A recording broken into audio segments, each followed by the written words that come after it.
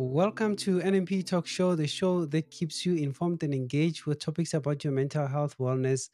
And today, I want to welcome my special guest who has joined us. But before we get to her, I want to welcome my co-host, Figile. Welcome to the show.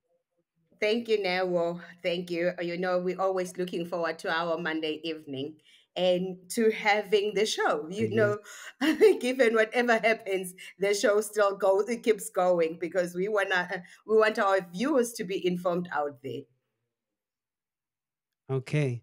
I don't know what happened there. I lost you a little bit, but yeah, please carry on. So, what Oh what what do we yes, have there? House rules.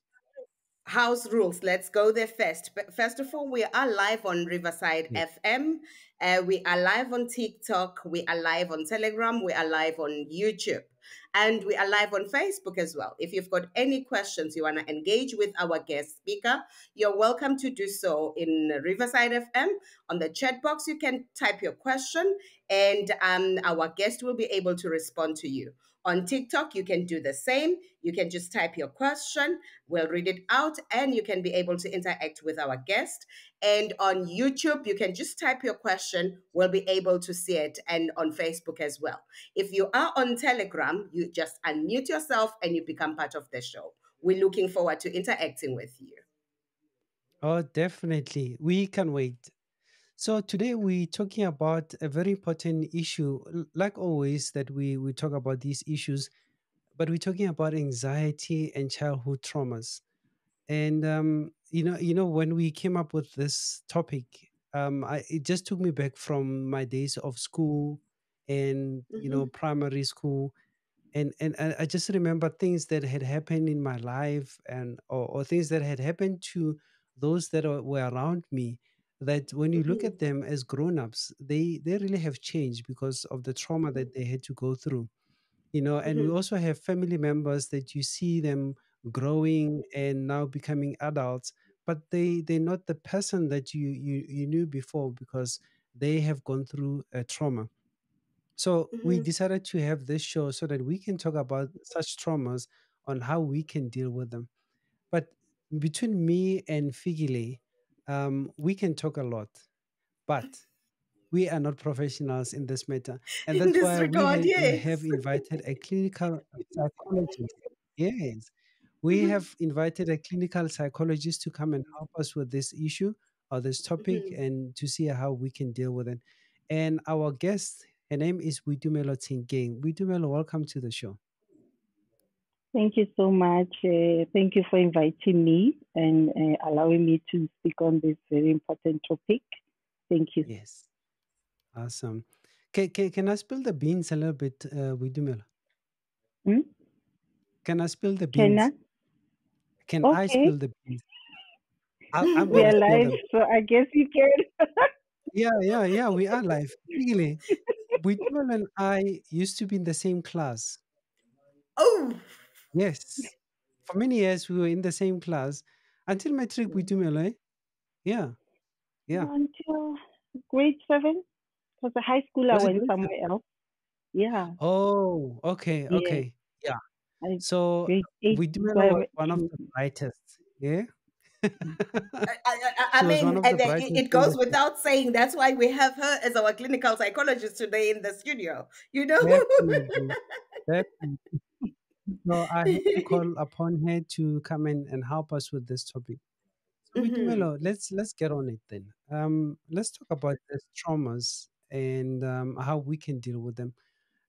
Why do we need to focus on childhood trauma and the relations that it has on anxiety disorders? Uh, each and every one of us, I'm sure at some point in our lives, we experience some kind of hardship or difficulty, but we manage to overcome it. But there are those who have difficulty overcoming those challenges. And we also have normal stress. Just to clarify first, why I think there's a relationship between childhood trauma and anxiety disorder, I want to talk first about stress and a little bit to say we experience stress on a regular basis. Whether we're going to write an exam or we're going for a job interview, that becomes normal stress and it pushes you. It's a positive stress. It makes you want to do better. It makes you want to present yourself better. But you find being exposed to prolonged stress, a painful hardship that never really goes away or never dealt with, and that kind of impact on one's psychological, emotional well-being eventually can create illnesses like mental disorders such as anxiety.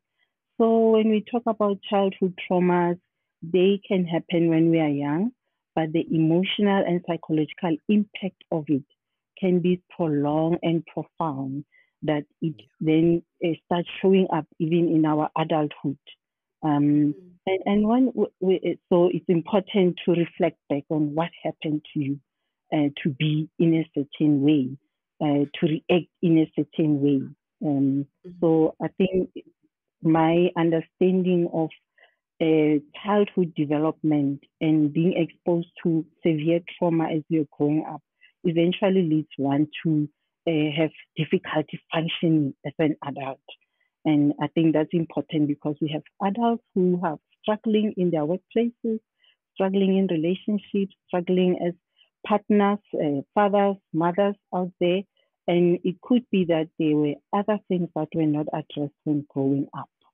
And they start showing up in our roles, and that eventually affects our functioning, our relationships, and our total being. And that's a great discomfort for me. Mhm. Mhm. You just mentioned something very, very important there, that it affects our adulthood.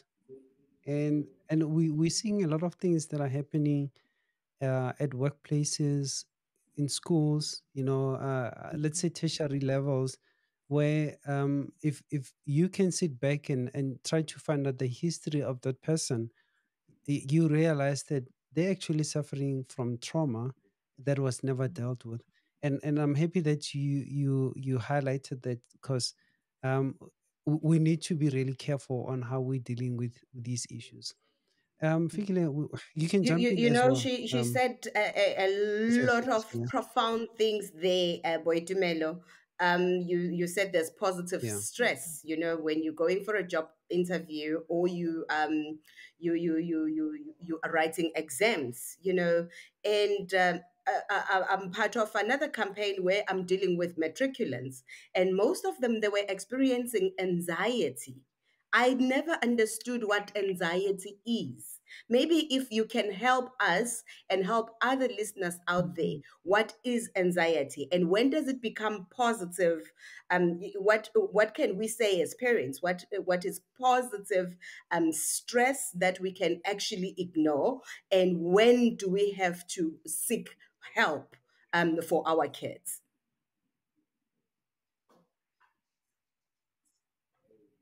No, definitely sure. When we talk about anxiety, we're talking about excessive worry, excessive fear that is out of the normal, and that also affects your general functioning. So you have this school child who's going to write an exam, but their worry and their stress prevents them from being able to concentrate, sustain their attention while studying, and actually learn from what they are studying. And it becomes difficult to be productive in the exam room. You're not able to write because the brain is empty. You don't have anything you remember. So Mhm, excessive worriness and anxiety affects even your functioning, your memory, your ability to learn, your ability to regulate your emotions. You can't calm yourself. It's difficult to calm yourself. And there are different kinds of anxieties out there, but we generally say anxiety. Mm. It's easier, everyone understands it. But anxiety. it, when we diagnose, we look at the functioning of the individual. How deeply does this interfere with your daily activities? Here you are having to go and present at your workplace, and you're Mhm, having difficulty pin, planning your day because you're always anxious, you're restless, you're questioning your capacity, you're doubting if you're able mhm, to do this. because Mhm. your energy puts you there and there. You're unable to regulate your emotions, to sit down and actually work. So you tend to procrastinate, you tend to be Mhm. indecisive, you tend to be uh, sleepless, you don't rest enough, you're always worried that you're going to deliver as expected. So, in that Mhm. way, you end up not being able to be as productive as you wished. Here you are in a relationship. Whenever you have to sit and discuss issues, you become too anxious to be able to be decisive or be able to sit down and discuss issues with your partner because the Mhm. anxiety tends to take over. It's the excessive worry, excessive fear, and always feeling like something bad will happen. So they live Mhm. in this imaginary world where they feel like something bad is not is gonna happen. I'm gonna fail Mhm. the exam. My partner is Mhm. gonna leave me. I'm not good enough for my partner. She will Mhm. eventually see through me, you know. Mhm. So that worry interferes with your daily activities to a point where you're not really being your normal self and you're not being efficient in your workplace. You're not meeting deadlines. You're not able to be able to be the colleagues that they require you to be. So in that regard, yes, then we will definitely say it's anxiety.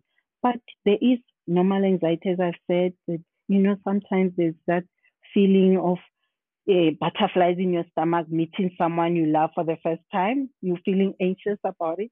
You're feeling anxious Mhm. in the morning when you're going to write your exam. That's normal Mhm. anxiety. It makes you push yourself to say, I need to focus. I need to plan my day. I need to make sure that I am organized for the exam. I'm organized for my job interview. It makes you be organized, it makes you be efficient, it makes you want to be excellent at what you are required to do. So, but Mhm. when you have this excessive worry, you become you're everywhere because you're restless. You're not able to focus.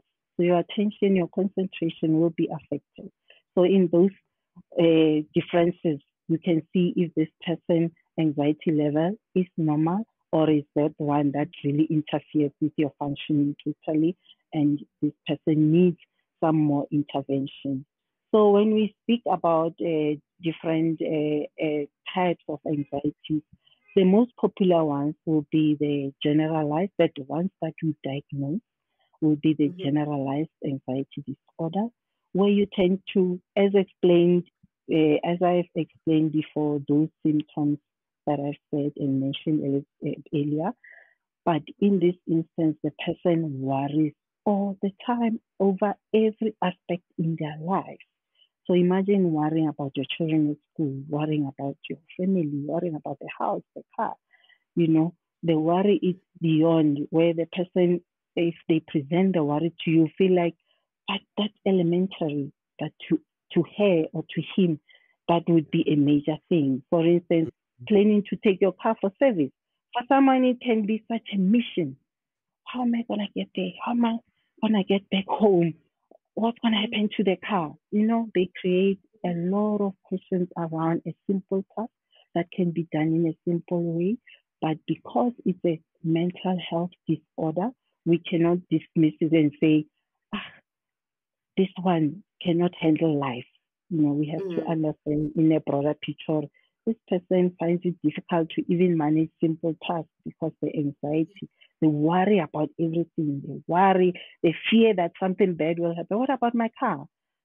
Will it be serviced? They even question there at the dealership, can I check everything? You know, even though you're not skilled and knowledgeable about that, Yeah. but you want to know Mhm. every detail.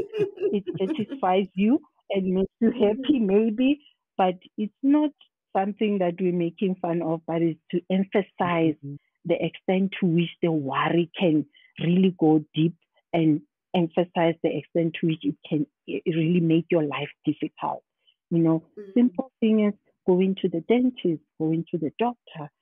People will tend to procrastinate going there because something bad will happen there. What if I come back this and that? What if that and that happens?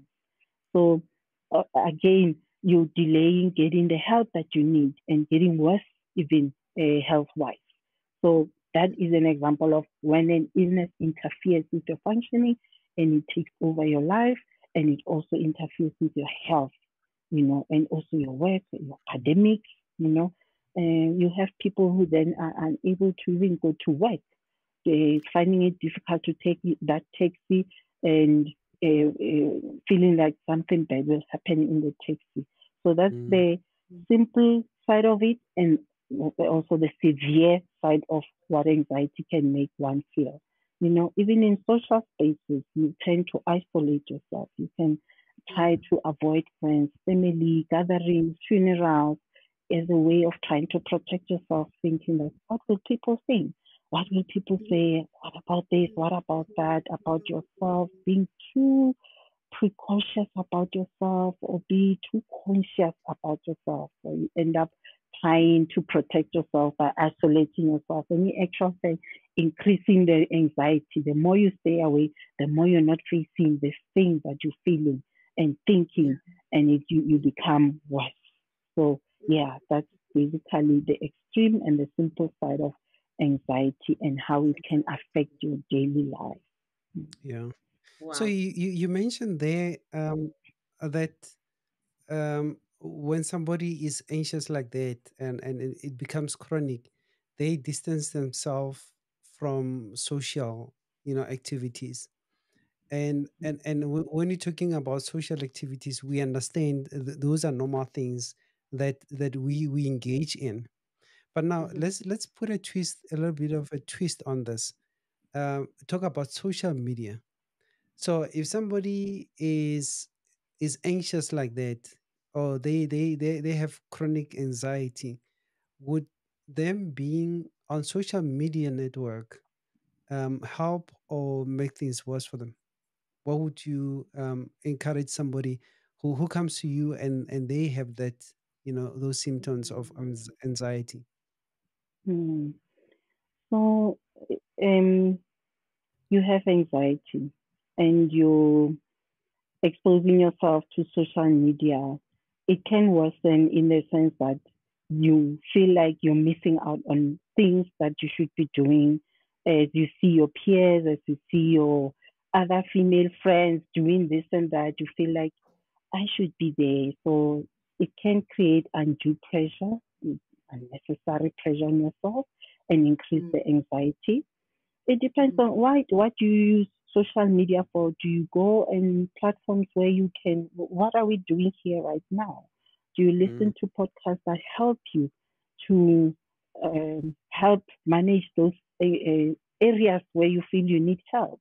So it Yeah. can be a good thing in the sense that if you focus on looking at products that help your mental well-being, maybe that's a bonus. But if it's all about escaping, social media is a way of you avoiding people, avoiding being in social spaces, and using it as a way of thinking that in this way I'm having contact, I'm seeing what's happening out there, I'm not losing reality with what's happening around me. I'm on Twitter or X to know, what's happening, what are the current affairs, but if you're a person who isolates, so the social space, social media can isolate you further because what do you do? You're on your phone in your bedroom, you're all alone, you have no one to talk to, you are consuming, you're not challenging your thoughts, you're not challenging your feelings with someone who will guide you and say, is this a normal, healthy way of looking at things? Is this a healthy way of feeling about things? So, what do you use your social media for? Do you have balance about it? Do you also take breaks from it to refresh your mind, refresh your thinking, your perspective on life, so that you're not easily influenced by what's happening out there? When we say people are operating from within, and not because what's happening around me pushes me to have goals that relate to what's happening around me, you're operating from within. So what do you use social media for? I would say reflect on that and ask yourself, what am I using it for? If I have a certain challenge, do I look for areas where that can find ways to cope better with those challenges? Help me to connect me with the right people who can help me, connect with the right channels that can enhance my mental well-being, for example. So I think it's a matter of also keep reflecting on why you're in that space, and do you need it as much as you think you do. Mm-hmm. Yeah. Mm-hmm. Mm-hmm. Thank you for highlighting that, Boitumelo, because Mm-hmm. you just given a balanced view of how we should look at social media, Mm-hmm. because we tend to use social media to escape from reality. Mm-hmm. and Yes. and since, well, our theme here is talking about childhood trauma.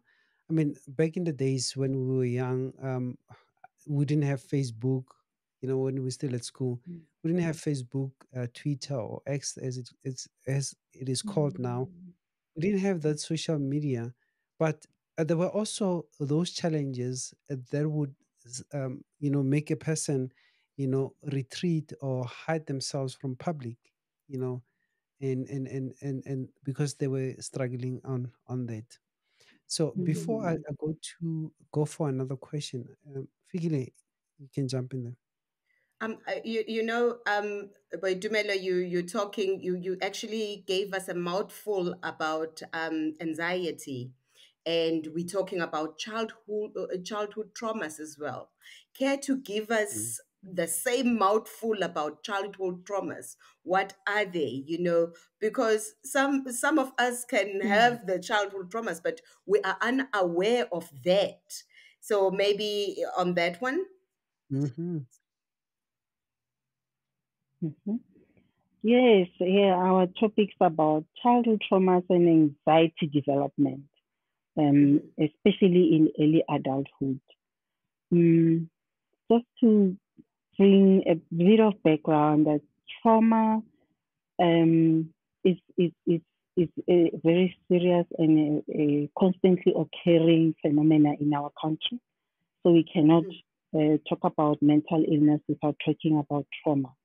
So, Mm-hmm. but then when we're referring to childhood traumas, we're speaking about severe, dangerous, scary, and excessive, violent experiences that children experience that are Mm-hmm. almost life threatening to them.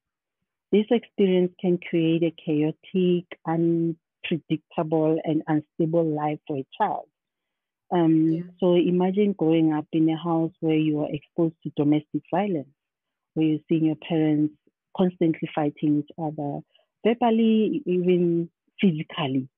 So for an Mm-hmm. 8-year old to constantly witness something like that, Yeah. how do they go on with being adults in the future? You have children who are neglected, who are abandoned. Children are raised by their grandmothers. The mother would just drop them at the grandmother's, and they wouldn't receive the motherly love that the child needs when growing up, you know. Mm-hmm. And the grandmother would do their best, but that on its It's own not a creates mother. even a Mm. cycle of poverty. Grandmothers trying to feed all these grandchildren with that sasa grant that's not enough, you know, Mm-hmm. creating the cycle of poverty and lack.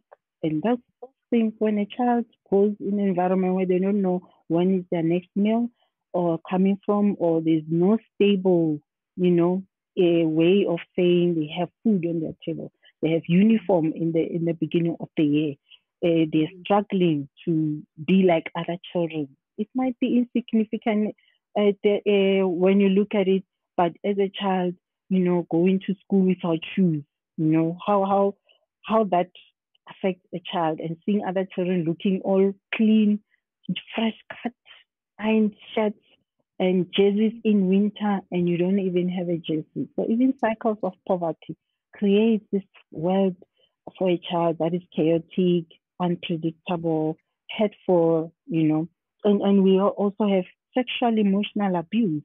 How severe Mm-hmm. can that be on a growing child? How painful can that experience be on a child? And how do they process that, and make identify themselves in the future? How do they create this identity about themselves after experiencing such traumatic events in their life? So Mm, we are then dealing with people who have experienced such great trauma and possibly some of them not dealt with, as you have said in the beginning. And I mhm, want to emphasize that trauma that is perpetrated by a loved one, a caregiver, it is said to be the most devastating. It is said to be the that's most true. That's true. negatively impactful, psychological and emotional. So here you are, Figile, you're my aunt. My mother Mhm, passed away. I'm in your care. But there's mhm, favoritism in your household. yeah. You show it. You take more care of your children.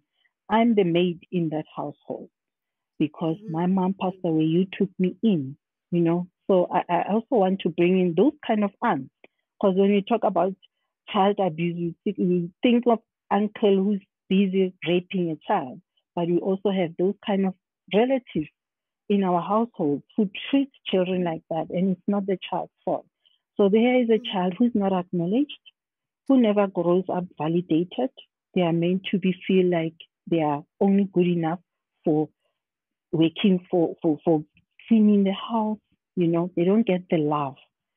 And mhm, those are many of us out mhm, there.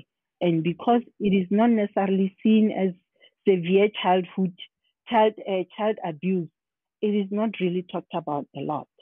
Mm. Mm, yes. So mm, we have also sexual abuse, we have emotional abuse, like I've said now, we have different kinds of abuse.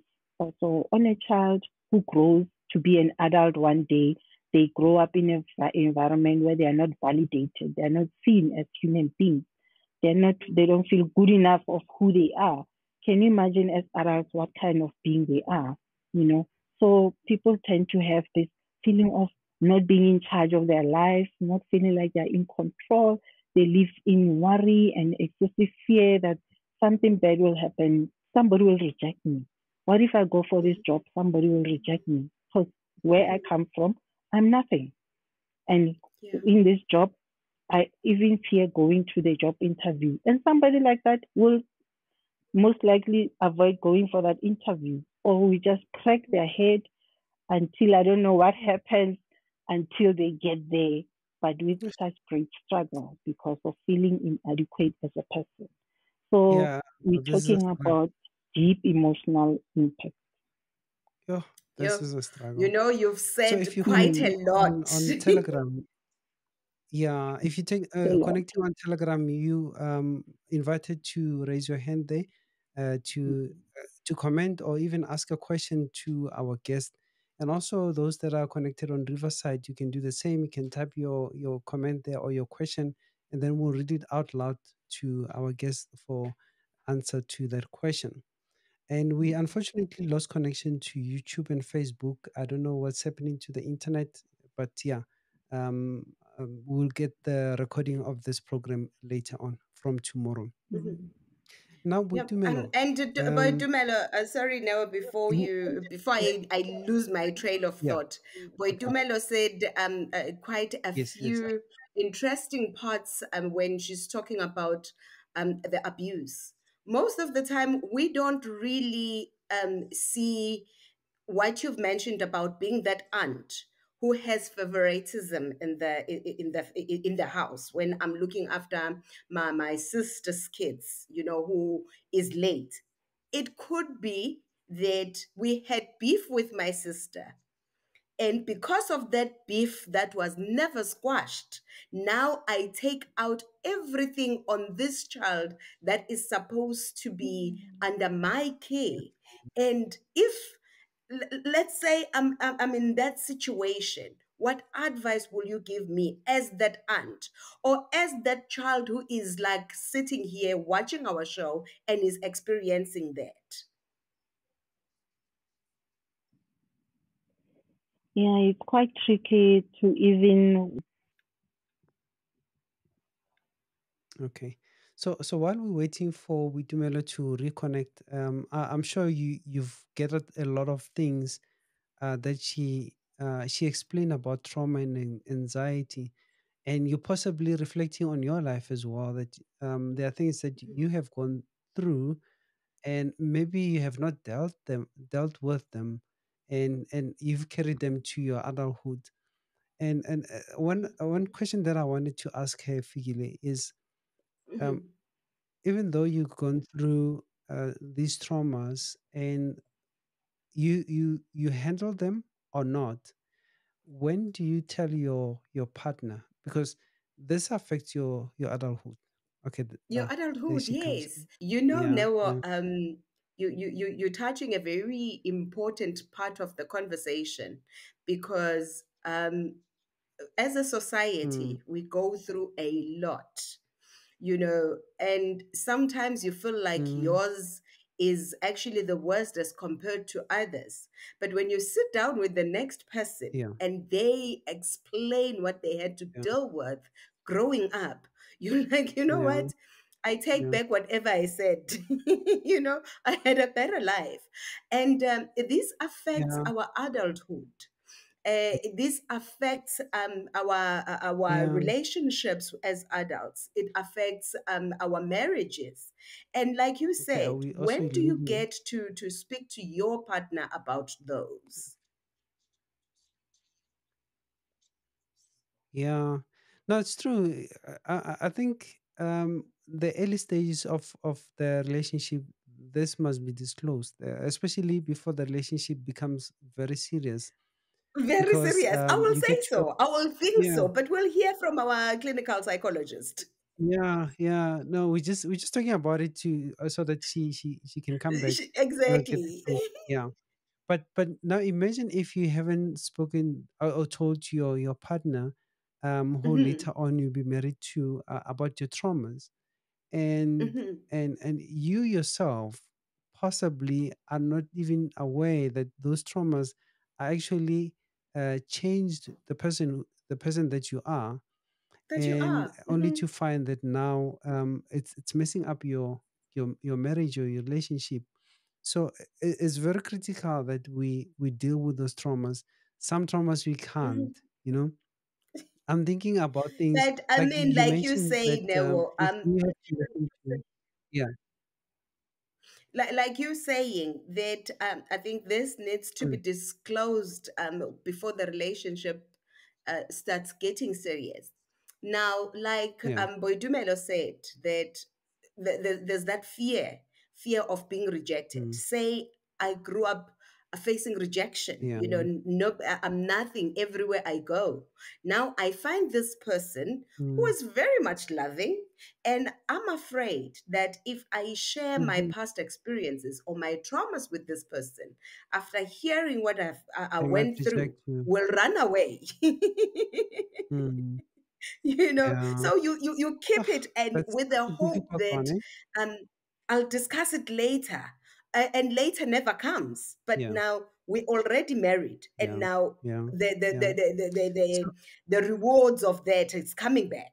yeah, I'm very interested to hear those that are connected on Telegram, also on Riverside. What is their thought on this one while we're waiting for Mhm, our clinical psychiatrist to join us back? mhm, What is your feeling on the subject so far about mhm, trauma and anxiety? How has it affected your life as an adult? I'm looking mhm. at the audience here. A majority are adults. You know, how has it affected you till date? Are you coping with it, or do you need help? Maybe you wouldn't want to tell us what really happened to you that it had become a trauma, but just in general, how has trauma, or how have you seen people dealing with trauma, that you might maybe want to relate it? So we're looking forward to hearing your view on that. Those that are on Riverside, you can type your questions there, and we'll also respond to them. Mhm. So, Figile, Yes. have you experienced a traumatic event when you were a child? You know what? You said we shouldn't share. I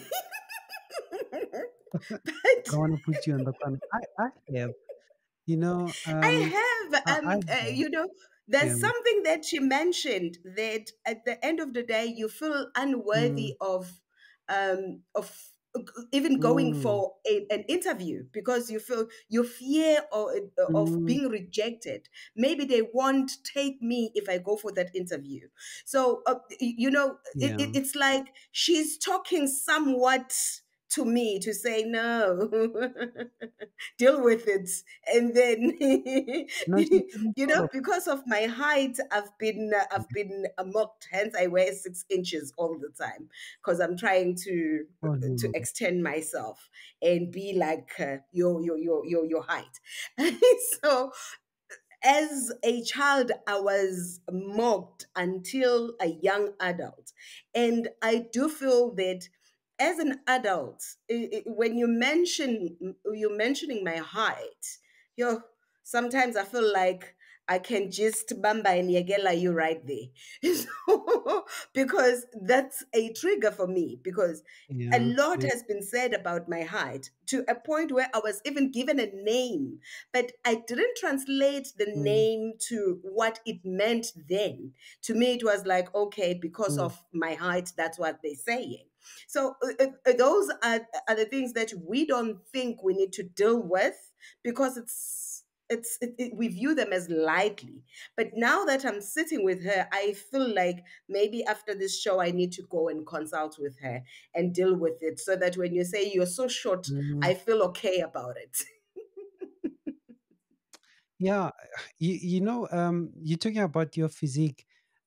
Hmm. I'm gonna also relate what I've gone through, and which also affected my confidence.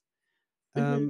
I don't have a deep voice, you know. Yeah. I don't know if you're listening to it. I'm using technology here to enhance my voice, but I don't have a deep voice.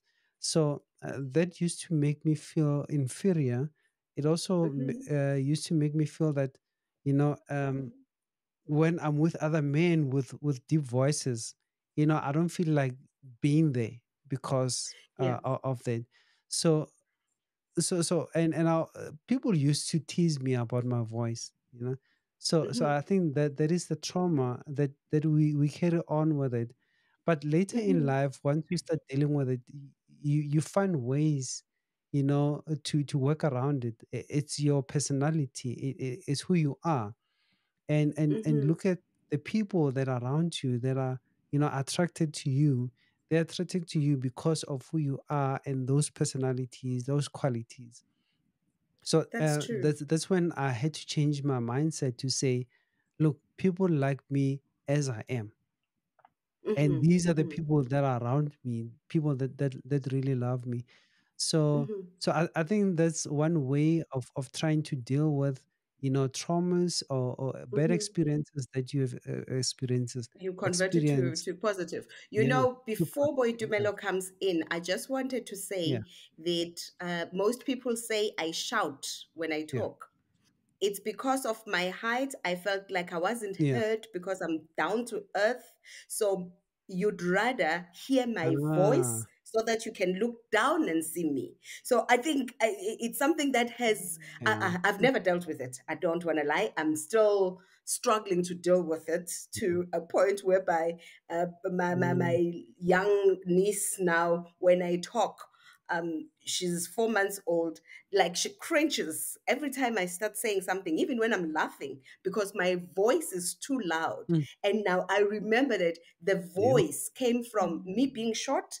And when people are here, I feel like they can't hear me. Trying So to I be need to there. be Yeah, here, but because my height can't go there, my voice has to be there. You know? Mhm. Yes, Boitumelo, yeah, welcome back.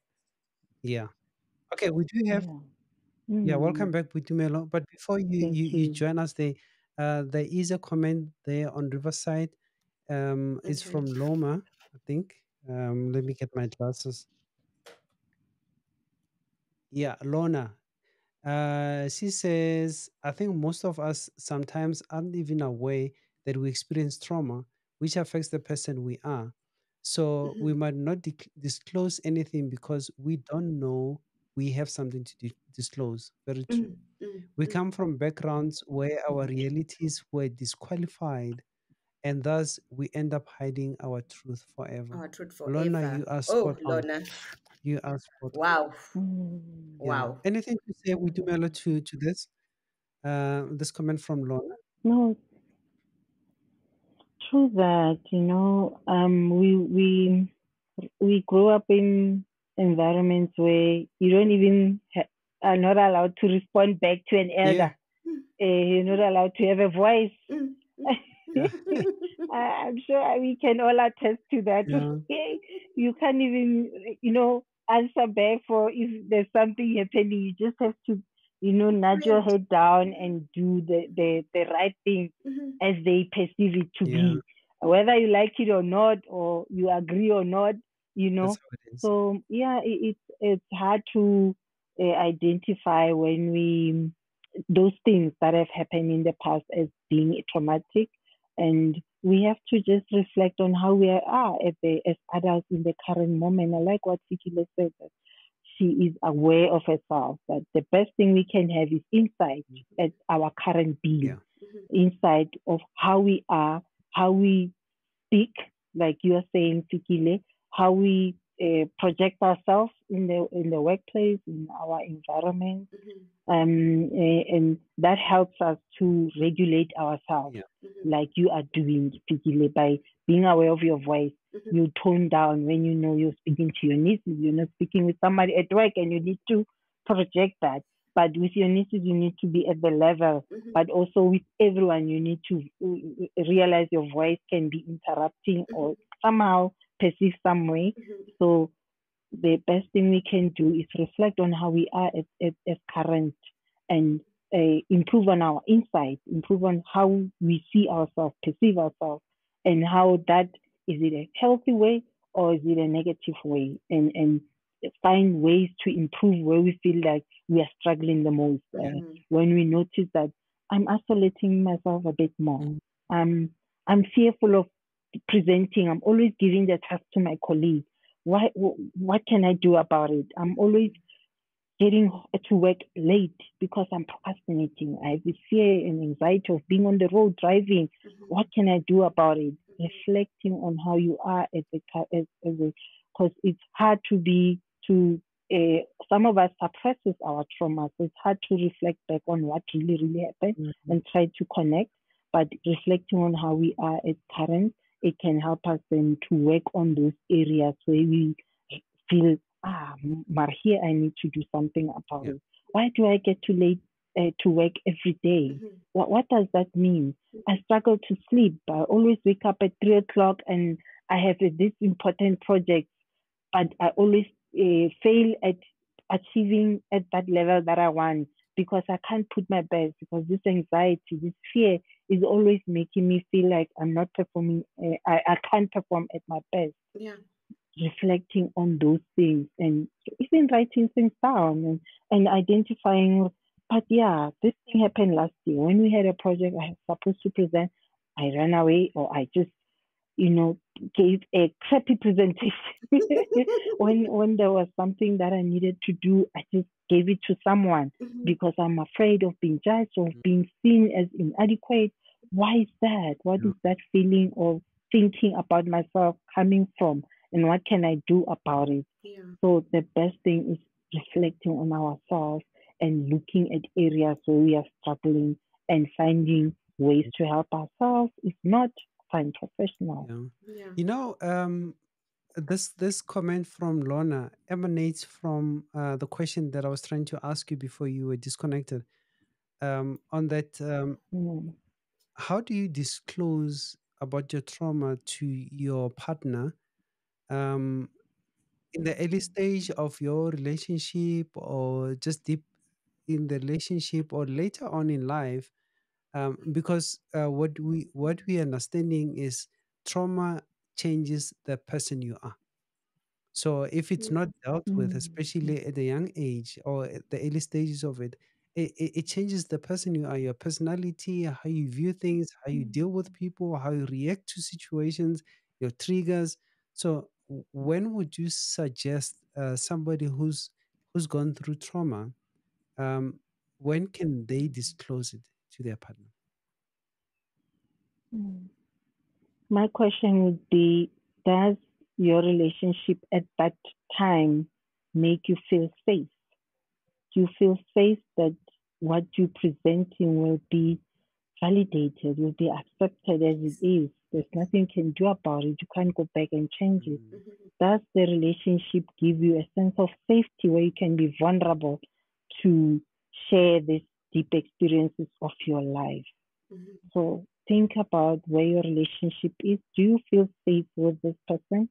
You feel what you're sharing will be respected? Because sometimes in relationships, when we are angry, we tend to use those pains we've experienced to bring each other down.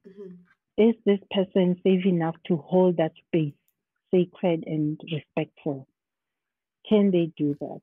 So it depends on where you are with the relationship. But I would always encourage discussion about such issues. Find out what the person thinks about experiences like this. Bring up this topic and share each other's experiences, thoughts, feelings about things like this, and see what they think, see how they feel about this. You might find you share history, you share similarities, that can bring you closer together. But does the relationship make you feel safe that whatever you bring in will be respected, will be acknowledged and validated as it is, or that person will just feel like it's overwhelming, it's too much, I can't handle this? But I would say from the onset, create a discussion about this in the relationship. Yeah, because we tend to talk about all the good stuff. It's also nice to bring in those things that are not necessarily comfortable to talk about. That's true. Encourage such discussions and check with each other where you are and check if this is a safe space for you. That's true. So because the last thing you need is to feel like you. Yes, you know, so before you let's talk came about in, treatment Boitumelo. and therapy. Yeah, go ahead, Figile. Oh, I was saying before Boitumelo came back, we were talking about, you mentioned earlier that, you become anxious when you experience these traumas growing up, and now you are fear of being rejected.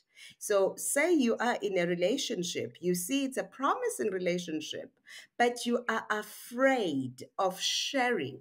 It could be that it's a safe space. You talk more about everything, but you are afraid that the minute you share your past experiences or your traumas, that partner might not be able to handle and run away. So that's you being anxious. How can you advise somebody who is experiencing that? I see the relationship is good. We talk about almost everything. It might be a It's safe cutting off space. there and then. Yes, but I'm still afraid of sharing my past experiences. No, I totally understand. Yeah, I hear you. I hear you. Here you you have this person who's understanding, warm, caring, and wants the best for you, but you still have that feeling that I'm not ready to share because I feel so anxious. I feel like he's gonna reject me. She's gonna reject me. So I totally hear what you're saying, but that means a lot of work has to be done on an individual basis. Okay. Not to rely on your partner to give you that validation about yourself. It's nice to get it from your partner who listens, who shares in with the pain you've been through, empathizes with you. But that means you need to do the hard work of dealing with your own emotional, psychological impact of what you've been through. So I would encourage them to seek professional help, and even they do their own self-care. They do their own work of identifying things that are really hurtful in their lives and how they can change them and dealing with them. If you can't do anything about it, what can you do going forward? What can you do to help yourself going forward? So so now we're speaking already about what can we do when we are feeling anxious, and bring your question into that as well, is to say, finding the professional help. Yeah. And also doing the stress management techniques, whether it's meditation, whether it's relaxation, muscle relaxation techniques, whether it's breathing, whether it's journaling, exercising, regular taking walks, validating, affirming yourself, encouraging yourself, taking risks that will help you to explore this confident person who is self-assertive, self-knowing, and who is not afraid to be rejected in the world. So you can start on your own to do that. But adding a professional help can take you even further, because then that means you're not just working on making yourself better, but you're also dealing with things that have contributed for you to be where you are. So that combination can be a wonderful concoction to help you move forward better. But even today, you can start by journaling. You don't have to wait for a session with someone. You can start by journaling your thoughts. What makes me anxious? And what are you going to do about it? So you have an action that is going to help you move, not just write. An action that will also help you to move forward, and experimenting with that action until you feel you're at a point where you feel like, yeah, I can do this. I got this. I'm able to do this. It validates you. It helps you to feel like you're winning something, you're in control of something. But anxiety has a lot to do with a sense of loss of control. People want to feel like they want to control their life because they grew up in this chaotic, unstable, unpredictable world. So the anxiety is just a reliving of wanting to control your life so that those things that were painful never to happen again. But also helping people realize that you can't control everything. And you can't say, I won't have an accident. It can happen, and that can be very traumatic, So letting go, but at the same time, where you are able to control, where you are able to have power, do something about it. I can have power in how I think about myself. I can start working on that. And when I meet my pastor, my counselor, my psychologist, my best friend who knows me very well and can speak insight and wisdom into me, then I have more of what that validates and helps me to move forward. Wow. Boitumelo, thank you so much for elaborating on how we can identify and also deal with trauma, childhood trauma, and also anxiety. But I want to extend it a little bit further to families. You being a professional, obviously dealing with those patients that have trauma, experiencing trauma. But we also have the elements where you have families around the person.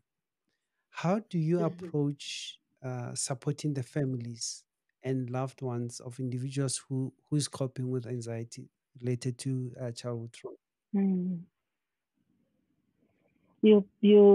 That's also one big factor I even forgot to touch on, that trauma happening within families can be devastating, like I said. Living with someone who, contributes to you reliving, families tend to protect perpetrators. Families can, in a wanting to maintain the dignity of the household, they just want to let it go.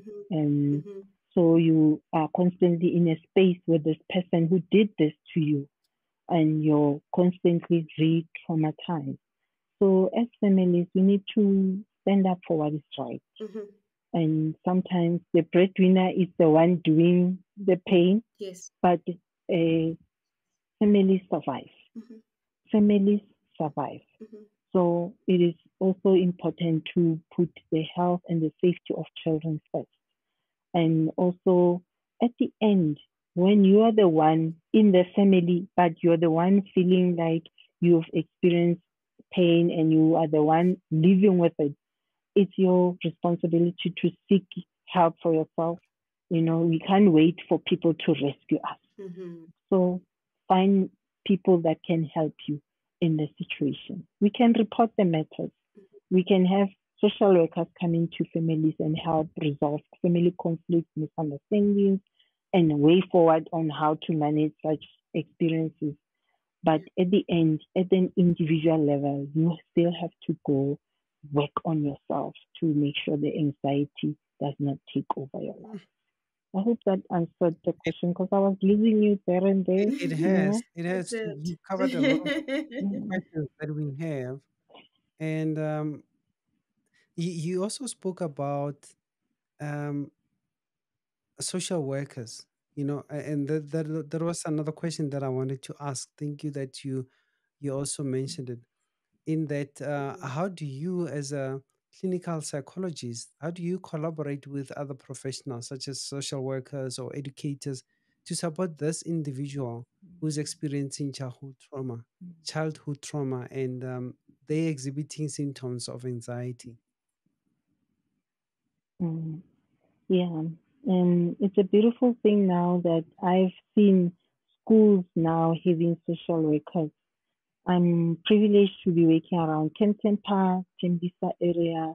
I've seen now schools trying to have social workers and they identify early on when the children, teenagers, children are experiencing difficulties with learning, and you find out they have memory problem, concentration problem, and you realize the bigger picture is the psychosocial aspect of it, the living environment, the family setup, the family dynamics, the financial, emotional stuff that are happening, financial and emotional stuff that are happening in the household. So it's good that in certain communities they are there, they identify early on, and they can refer to us for trauma based supportive therapy.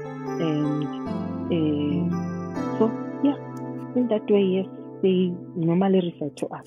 But we have awareness campaigns. We have school-based support, adopted school campaigns where we choose a school as psychologists, team of psychologists. We go out there and teach them on different kinds of our mental health issues and how to manage Ah, them and where thank to seek you. help. So you find that you're working with different Okay. stakeholders. Thank you so Mm. much for Yes. answering that question so nicely. I mean, the information that you have imparted with us is very crucial, and I'm hoping that our audience have benefited really from it. And you've had the chime there going off. It tells us that we have run out of time. So before we get back to you, Boitumelo, I just want to give to Figile any words or concluding words that maybe you'd like to add before we give Boitumelo a One chance. thing I But want to I see say, somebody has just sent a message. Mm. let's okay. We see Lorna coming back again saying, thanks, NMP and Boitumelo. Excellent and informative show. Very relevant for the times we live in. And yes, to mental health and awareness. Thank you very much, Lorna. It's Thank you, Lana. the time is so little. There's so much that we wanted Boitumelo to unveil for us, because this is not our expertise, but we love talking about such information, because most of these things we don't take care of until they become a problem. So at least at NMP we are dealing Mm, with them before they become a problem, or if they are a problem, there is a solution to it. That's what I can say, but yes. we can give So a word of when closing to Boitumelo. Yeah. When you close up with Tumelo, where can our guests, not guests, sorry, our audience find you if they need your services? And from there, just you can wrap up with a few words, in conclusion. Mhm. Mhm. Well, I just want to say thank you for this opportunity. Um, hey, yeah, organizing myself and preparing to talk about this was quite a challenge, but I managed You to. did Thank you very You did for well. very well. I hope I covered everything. Yeah. No, no, No, you we did it. can Just to But remember I all invite the you wanna. for people. this for the second episode. Don't worry. Mm, Yeah, I would definitely do that. okay. Yeah. So where can we find you? Mm, usually, yeah, I'm on Facebook as BT Psychological Services. BT. Okay. Uh, Facebook, Instagram. Yeah, BT Psychological Services or BT Thinking Okay. Psychologist. And on Facebook, it's Boitumelo Tshenkeng, as well as Boitumelo Tshenkeng Psychological Services. Okay. All right. So we'll type it down nicely. Maybe you can also type it there on the chat if you can, so that we have Mhm, the information. mhm. Yeah. But thank you so much, Boitumelo, for all this that you have done for us. The great preparations that you've put forth. We really benefited from it. And I'm not speaking for myself only. I'm speaking on behalf of Figile and the guests that the audience that we have on Telegram and also here Yes, on yes, Riverside. yes, And unfortunately, we yes, lost connection to YouTube and also Facebook, but it's not all lost. This yeah. recording will be uploaded there on YouTube, then they'll be able to Mhm. see. So, can we say whenever they have questions on YouTube, because they will be typing those questions, can we forward them to you and then you can respond to them? All right. Thank Thank you you. so much. Thank you. Figile, thank you so much for being a great host, co-host with me, and thank you to Thank everyone you. that have connected on Telegram and also on Riverside. My name is Neo Morapedi, the host of NMP Talk Show, and I'm with my co-host Figile Nkosi, and this is how we sign off. You ready, Ivane? Are you ready, please? Thank you.